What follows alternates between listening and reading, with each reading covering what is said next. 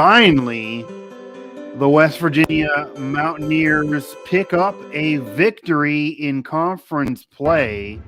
That actually wasn't the button that I wanted to touch. I wanted to bring you some dance music, Mountaineer faithful, because the West Virginia Mountaineers pick up a victory over number 14 TCU. Jamie Dixon, the Horned Frogs, still winless at the Coliseum, and West Virginia gets off the snide, picking up their first conference win of the year.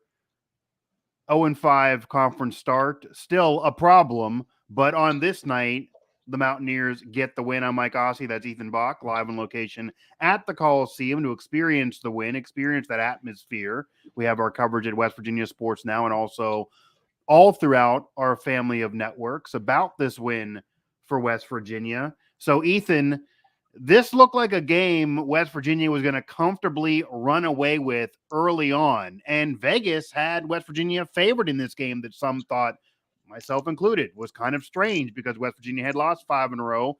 TCU coming off of a win over Kansas State, even though they lost 2 out of their last 3 overall.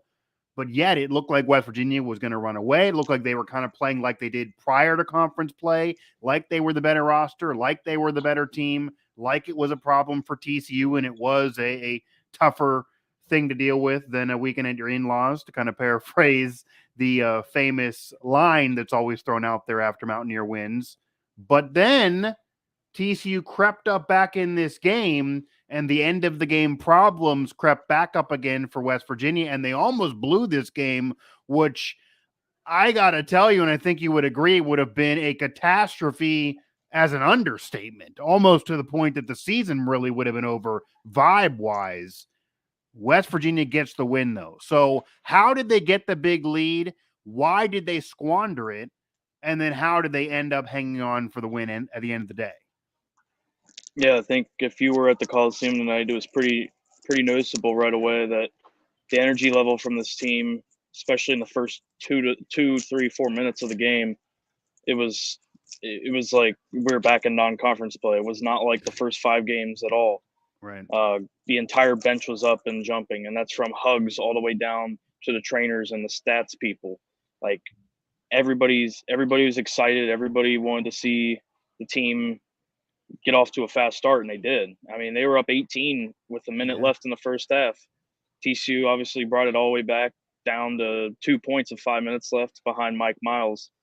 And the fact that West Virginia still won this game without making a field goal in the final 3 minutes and with Trey Mitchell fouling out, it's incredible. It would have been the end of the year if they lost tonight. They wouldn't have been able to come back. They wouldn't have been able to come back from that. No, I don't think we're even exaggerating. And you hate to say that because we're in January. So it would have been a really rough final month and a half. And just until their last loss, they were still actually getting predicted for the NCAA tournament. So you would imagine at minimum they would still probably get an NIT. But as you know, it would have been the worst vibe imaginable around the program. And they likely would have lost right away when the NIT started if they were there, because it would have been hard to sell to anyone to care. 0-6 in conference play would have been really rough. But yeah, as you mentioned, they end up with the win. And the weirdest thing when you look at the overall spread here, I just had to do a double take because I looked at this at halftime and West Virginia was flirting with 80% field goal wise. They actually end up losing the field goal battle altogether and bring it all the way down to 46.3, TCU at 52.4. Otherwise, West Virginia pretty much won every category. But as you mentioned, they cratered that and ended up a big lead to losing it altogether, despite eventually still obviously winning in total points. And that just speaks to how bad it was in those final 3 minutes, no? No, yeah. West Virginia, like we said, or like you said, they won pretty much every statistical category. They came out shooting again 80% again. Yeah. It was like the Baylor game last week. They pretty much won every statistical category, but the free throws, the very couple free throws that they missed in that game costed them.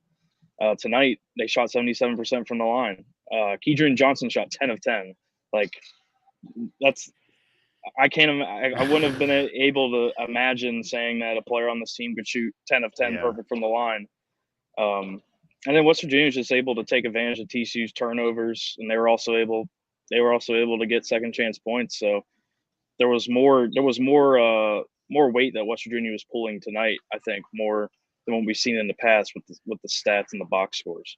Yeah. Ethan Bock, Mike Asti here, WV Sports Now, for Ethan's game recap, post-game coverage, also here on this YouTube channel, all throughout our network. West Virginia does get the win, 74-65. Their first conference victory, as insane as that sounds. They still are 1-5 in conference play and a hole to dig out of, but a must-win as an understatement, because you have an even tougher opponent, a top 10 team in Texas coming up, and that won't be easy, and they could certainly easily drop that game, but this game at least keeps the season alive a little bit here, as it was on life support, regardless of what will happen on Saturday. You mentioned free throws. Yeah, almost 77%, 20 for 26 to be exact. And you can make an argument, because we've talked about this in every post-game show. We brought this up throughout our coverage. You certainly have. Wow, West Virginia has had their problems in conference play, and it maybe is just the atmosphere. It might have just kind of been a funk around the team. We've talked about maybe it was even a mental thing after losing the Jose Perez appeal and knowing that he wasn't going to be part of this team. It led to Larry Harrison, longtime assistant, certainly with the program, but also even longer under Bob Huggins, being really shockingly dismissed. And obviously that's something that he has an issue with. The program didn't really give him the ceremony that maybe you would normally give an accomplished coach like that. They bring in a new, younger assistant coach who's maybe picking up the vibe a little bit for this team. And all of that went on. I mean, really, if somebody would have told you going into January that they're going to lose 5 straight in conference play, fire Larry Harrison, and the players and fans are going to all get negative again, Ethan, I don't know if you could have believed it when you were watching that team prior to conference play. Like, even one win prior to that 0-5 probably would have maybe saved Larry Harrison's job, and all this might not have went down the way it did, but maybe it'll revitalize this team. But the point I was trying to make, they played well at times, even though not well enough, clearly, certainly more in the more recent out of in conference games. So the first 2 really bad. They shouldn't have lost those, but outside of Kansas, you mentioned Baylor. They did pick it up and played better. They're winning a lot of categories, but free throws was always still a problem. Free throws not a problem in this game. You could boil down to, if they would have been better free throw wise, it wouldn't have been good, but they probably would have at least won 2 of those 5 conference losses prior to tonight, which would totally change the dynamic of this situation, because TCU, I'll get to this in a moment. I know you want to mention this. Probably overrated on the season. They got all the way to number 14. They did beat Kansas State at number 11, but they lost a couple prior to that to non-ranked teams. They lose this game. It's a bad loss, obviously, despite on the road. Who knows what you really want to think of TCU? But, having 3 conference wins going into the night despite a bad loss is a much better feeling than 0 for 5. And now number 7 coming up. So it could have boiled down to maybe just free throws recently. Yeah, I would say so. They would, other than the Kansas game, they had a shot to win the other 4 games that they lost so far.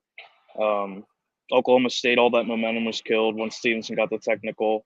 Kansas State, they just had too many guys in foul trouble by the time they got into overtime. The Baylor game, it was just another case of free throws missing. And same with Oklahoma State or Oklahoma, they couldn't get over the hump in Norman. Yeah. So to be able to come in tonight and start out up 18 in the first half, that was the biggest key. They couldn't have fallen back in the first half and then have to go and climb over the hump again. So for them to get off on a fast start was the key to the game easily. Yeah, and I also think, for as much as some have questioned the mental fortitude of this team, myself included recently, certainly for how they kind of unraveled at the end of games and have lost all of their conference games prior to this one against TCU, you could make an argument that you got to give credit where it's due. To have an 18-point lead over a number 14 ranked opponent, certainly history between Bob Huggins and Jamie Dixon. You're in a must-win desperation time, a new assistant on the floor. could certainly have unraveled and let it just completely collapse if you weren't a mentally strong team. So maybe there's mental strength there that they have somehow found again to be able to hang on and still get the win, even though you almost blew it. Like if they had the mental play of a week ago, they would have lost this game, even with an early lead. There is a different vibe around this team, and mentally they were able to withstand a storm by the Horned Frogs at the end, which maybe would have killed them in recent weeks, and still able to get the win again. They do beat TCU. They do get a conference win, so that is something that actually has now got on the board for West Virginia, although it doesn't get much easier coming up. You didn't expect it to in Big 12 conference play, but they did lose some of the games that should have been cushions when you're facing these ranked opponents, so they got one coming up as well. Ethan Bock, Mike Asti. Now, what I do want to get to is how to kind of take away this win and what to make of it. It's obviously a big win for West Virginia, and it doesn't really matter because they had to get the win. But does this win tell you that this West Virginia team does have a potential they haven't been meeting? They can actually get back in the swing of things in the Big 12. They can still make a run. Joe Lunardi and company weren't ridiculous for projections they were making for this team as recent as 2 weeks ago. Or does it maybe expose TCU as a bit overrated and West Virginia could easily turn around and get the doors blown off against another ranked opponent? I think it shows that West Virginia has the opportunity to get back into the hunt. Joe Lunardi had West Virginia out as first four out the other day. So I'm assuming he'll probably jump them back as an 11 seed, maybe a 10 seed at best. I mean, this is a good win. It's a top 15 win. That's a fact. They won by 9 points as well. That's gonna look Cover good on the the computers. spread. Doesn't matter what you think of TCU. They were ranked number 14. All that's a resume builder for sure. Yeah, but West Virginia just need to get a win. Like, it's a poor analysis. We've talked about this. It's poor analysis, but they just needed to get a win just to boost their confidence. Now you host number 7 Texas on Saturday. I think they can beat Texas at home. I really do. Like, they can. There's only one team in the entire league I don't think West Virginia can compete with, home or away, and that's Kansas. I think they can compete with any team at home in Morgantown in the Big 12. But yeah, it was big for them to get this win. Now they roll into another home game with Texas on Saturday, then a road game in Lubbock next Wednesday. So maybe this is the start of a winning streak. Maybe they can use the home momentum to their advantage. I don't know, but they got to win tonight. That's all that matters, and it's a good win at that. Yeah, it's a very, very good win, a necessary win, but also for what's coming up. You do have number 7 Texas coming up, and we'll get to previewing that game and others here before the end of the show in a moment. But then Texas Tech, then Auburn out of conference, number 16, TCU again, Oklahoma, Iowa State, Texas, Baylor. All but 2 of those teams currently have rankings, and TCU is obviously going to drop, but you figure maybe still stay in the top 25, you'd imagine.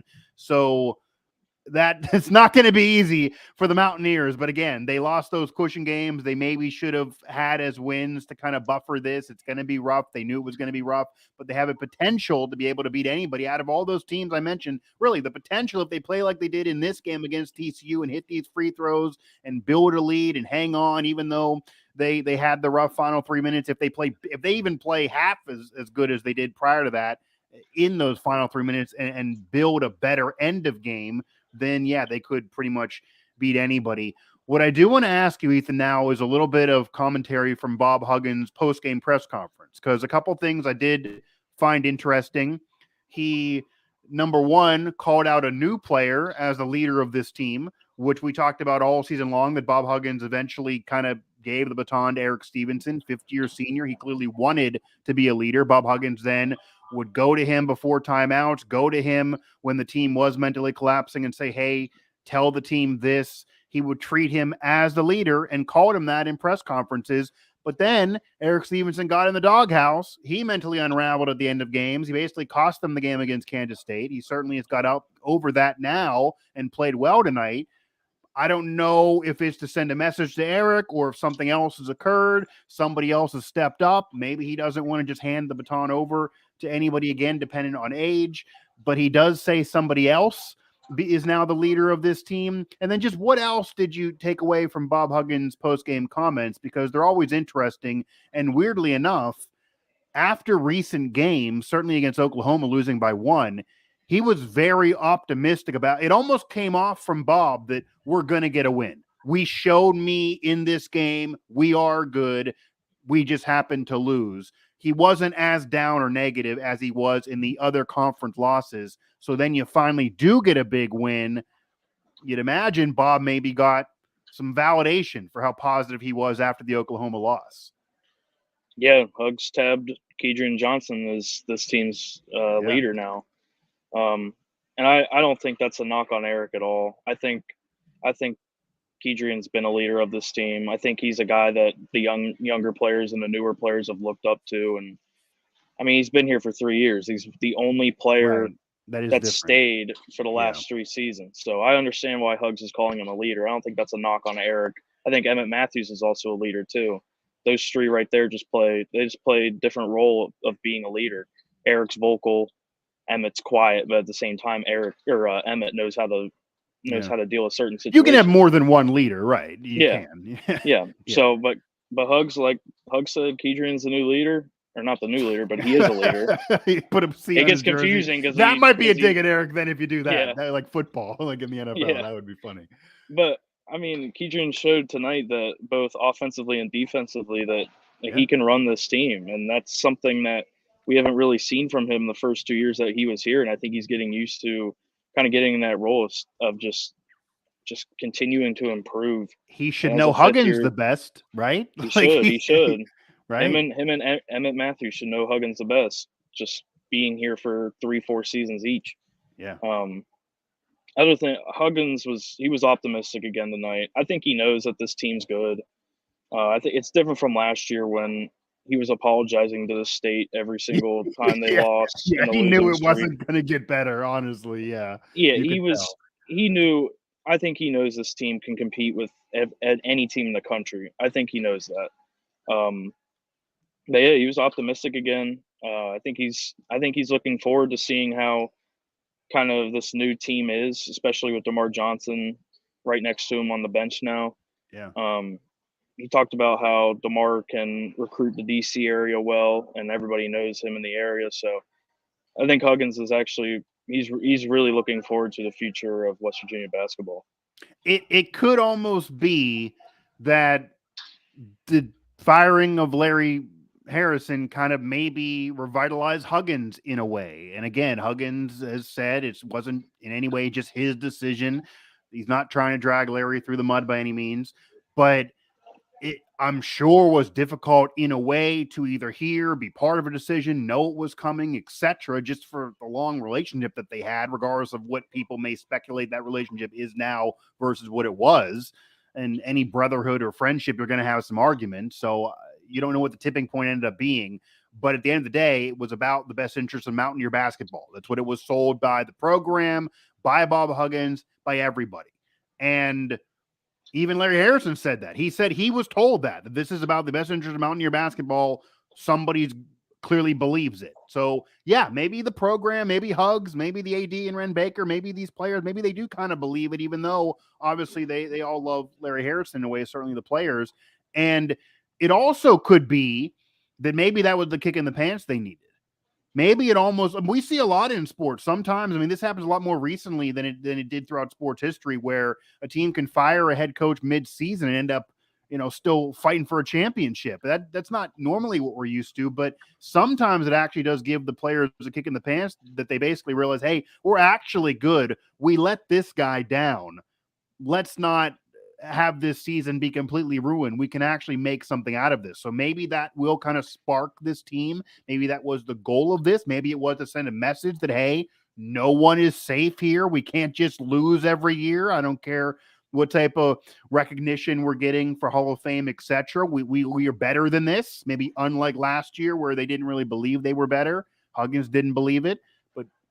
It felt like they should be better. They played better teams out of conference play. They were hanging with them. The way they're playing, their experience, their athleticism, etc., ability to hit shots, all that should be better than they've been in the last 5 games prior to this one. But again, they get a win.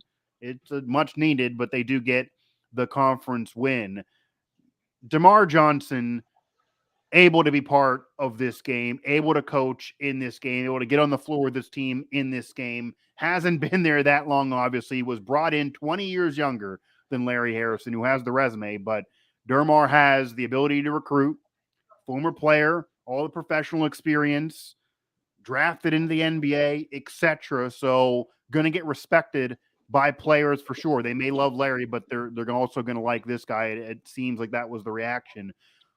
What type of atmosphere was maybe around him? Did you know anything from him or able to speak to him? Obviously, an assistant coach can only impact so much, obviously, but you're not going to get the conversation you normally would get with Hugs. But what was it like to have him out there at the Coliseum? Yeah, it was kind of odd not seeing Larry Harrison out there, obviously.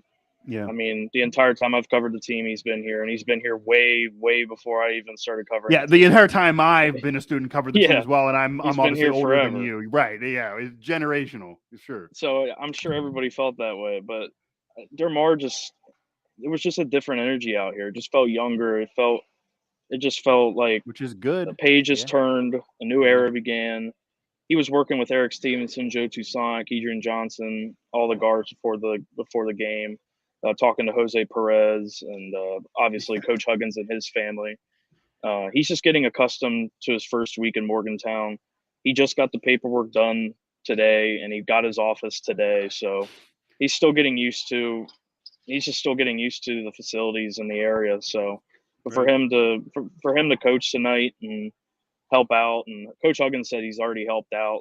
He shot a bunch of shots from the logo, I guess, and shoot around today, and all the players are just watching him.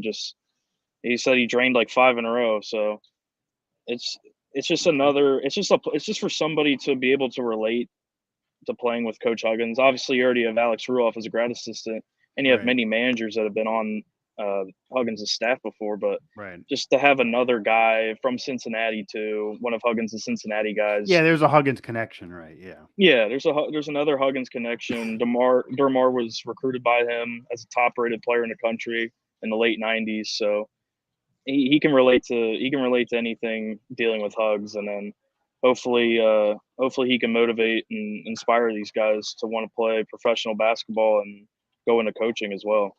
Yeah, and one thing Huggins has done in recent years, even though obviously the last 3 or 4 years have not been what the career resume of Huggins normally dictates in terms of a chance at deep runs, contention, conference tournament, NCAA tournament, it's to be desired. Last year was obviously really, really bad. I mean, arguably the worst season Huggins has maybe had in decades, if not ever.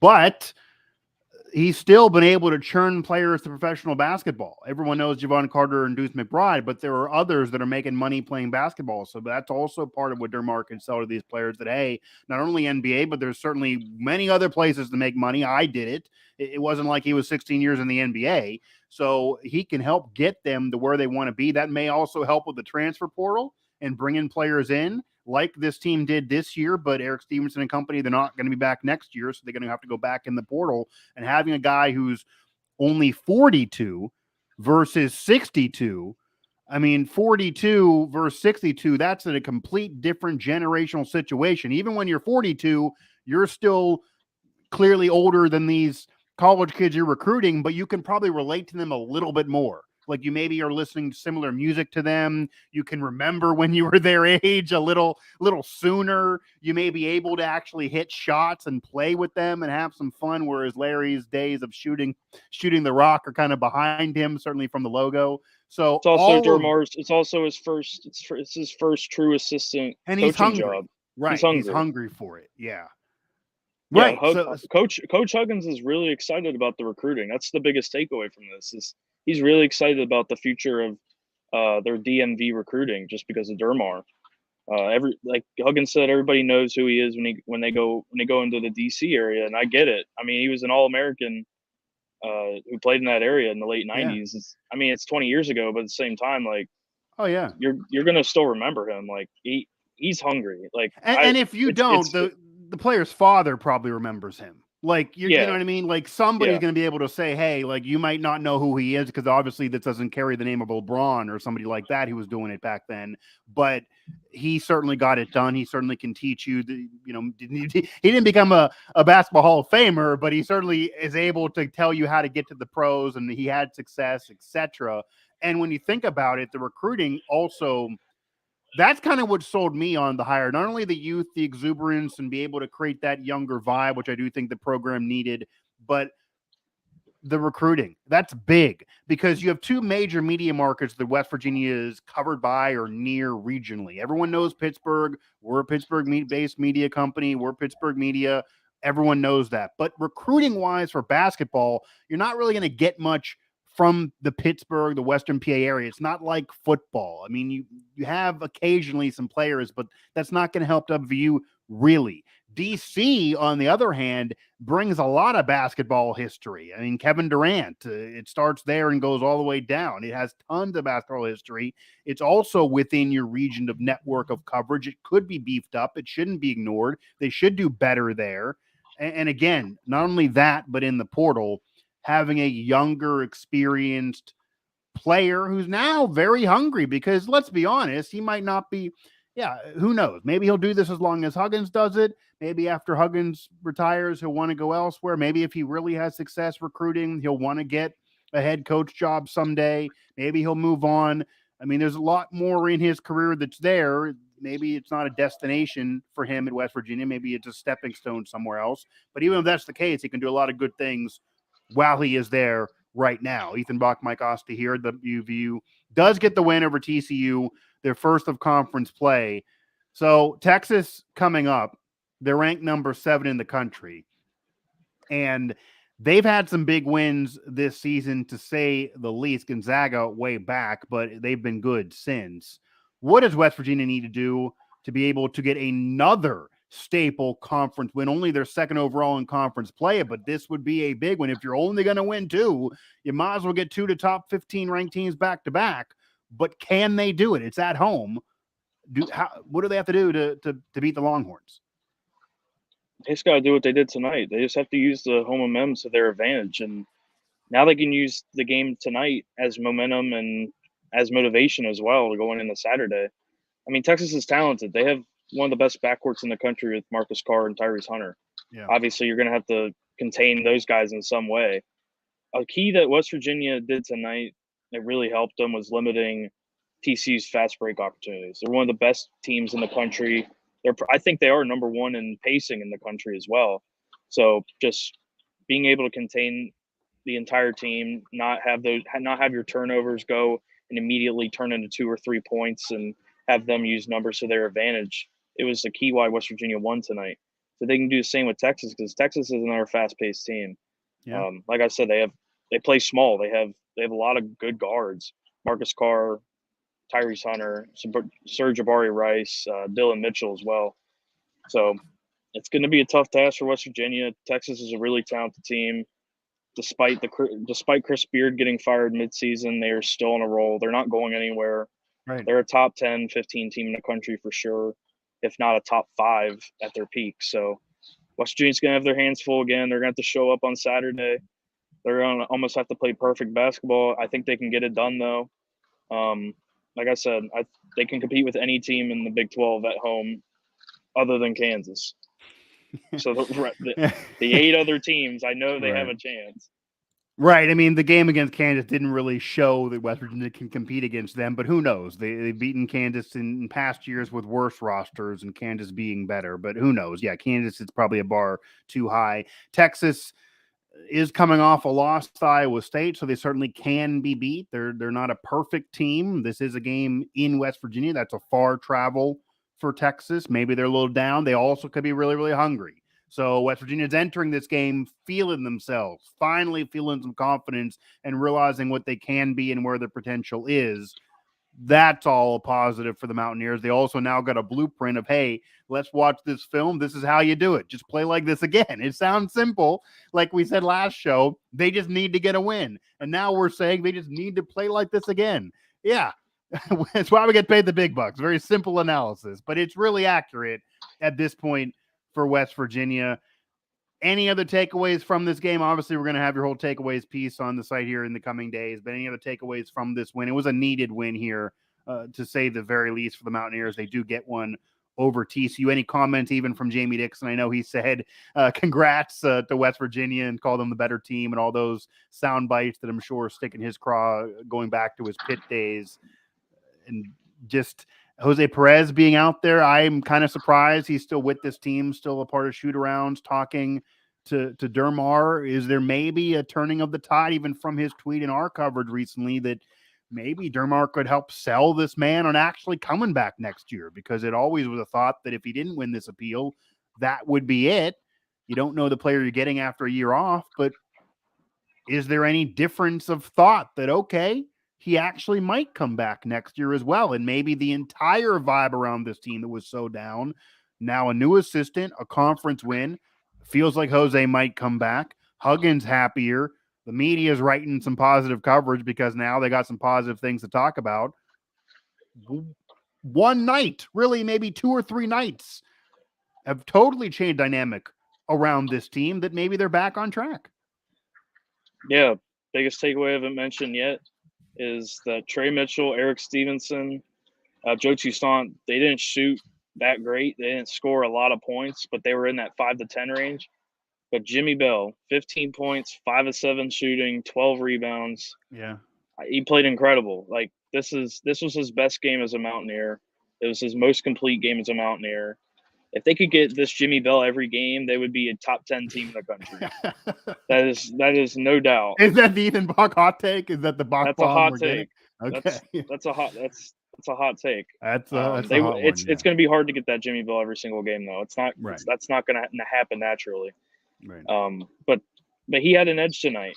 I mean, he was telling the media how he was getting text messages throughout the week that his matchup Eddie Lampkin was the best center in the Big 12. So he was hungry. He was determined to prove those people wrong, and he put up a double-double, 15 and 12. So that was my biggest takeaway. And then just a little side note on Jose, I am as well surprised that he's kind of sticking with it. I don't think he was going to leave. He seemed very positive on staying at West Virginia and sticking it out till next year. I'm just kind of surprised that anybody in his situation would want to stick it out till next year. Yeah. But credit to Jose. If he does decide to stay, that's awesome. He's been through a lot this year, so he deserves to get on the floor and play for a season at a Power 5 level again. So yeah. And if he decides to leave, then that's his decision. I mean, like I said, he's been through a lot. So whatever he wants to do, it's whatever he thinks is the best decision. But I'm just shocked. If he did want to leave, I think he would have left already. That's all I'm trying to say. Yeah, and I guess I kind of thought the way it would play out, and this again would be no disrespect to him, just how maybe I would want it to play out if I was him. I maybe would go to the program and say, let me just go home and then we'll discuss it again in April or May. Like, I'll be at the school, but I just don't want to be at shoot-arounds, and let me just kind of be myself. If I got to be at practice, okay, but like, let me away from the situation and away from media coverage. I don't want to be in pictures anymore, etc. But no, that's not how he's going about it. He's still on Twitter. He's still out there. He's still with the team. He's still part of the team. So you almost feel bad for him more because he is handling it very mature. That I don't know if I would want to. Yeah, I think I would maybe ask, let me just go away, and then I have the eligibility year left. Let me think about it. Call me in May or whatever when we know your season's over, and then we'll discuss it then. And God bless on if he would try to transfer to play another season elsewhere. But the NCAA has pretty much made it clear he has that one more year left, or who knows what he wants to do. But maybe he now has some advice. Maybe there can be some. Maybe at the very least there can be some mentorship between DerMarr and him. That DerMarr can say, "Hey, if you want to make money playing basketball, this is your best course of action. I get how you were screwed, but maybe he needs that mentorship from someone again." Love Larry Anderson for what he did, but maybe having somebody in there who's closer to the age of these players, even if he's 2 decades older, he's much closer to their age. That is maybe something that they really needed even if they didn't realize it. And even if they were mad at the time of Harrison's firing, maybe now they realize the benefit of having somebody who is closer to their generation, and you can actually, go on YouTube and find clips of this man playing. It's not too long ago. So the Mountaineers do get the win.